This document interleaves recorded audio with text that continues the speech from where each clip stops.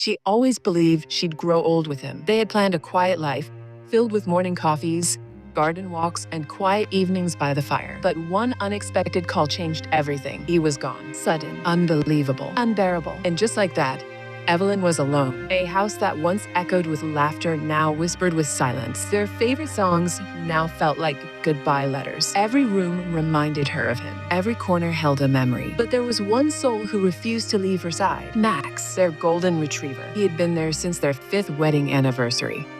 A surprise from her husband. Back then, he was just a puppy with floppy ears and paws too big for his tiny body. He grew up with them. He watched them fall in love again and again through every season of life. And now, he watched Evelyn's heart shatter. She cried into his fur every night. He would sit by the door every morning, waiting, hoping that maybe, just maybe, his best friend would walk in again, but he never did. Max seemed to understand grief in a way no one else could. He never left her side.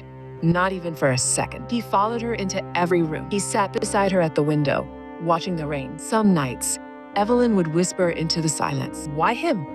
Why now?" Max would nuzzle her hands softly, as if to say, "I'm still here." Months passed. The seasons changed, but the sorrow remained. Her friends visited less and less. Calls became texts. Texts became silence. But Max never wavered. He brought her slippers every morning, just like her husband used to. He'd wait patiently outside the bathroom door. He would rest his head on her lap during her loneliest moments. One day, Evelyn decided to take Max to their favorite park, the same bench where she and her husband had spent so many Sundays. The cherry blossoms had just started blooming. Petals danced in the breeze, like tiny reminders of beauty in the midst of pain. She sat down. Max lay beside her, watching the trees sway. And for a moment, she smiled. A fragile, quiet smile. The kind that says, maybe I can keep going. Max leaned into her, letting out a small sigh. His eyes closed. She didn't think much of it at first, but then he didn't move. His chest rose one last time and fell. Just like that, her most loyal companion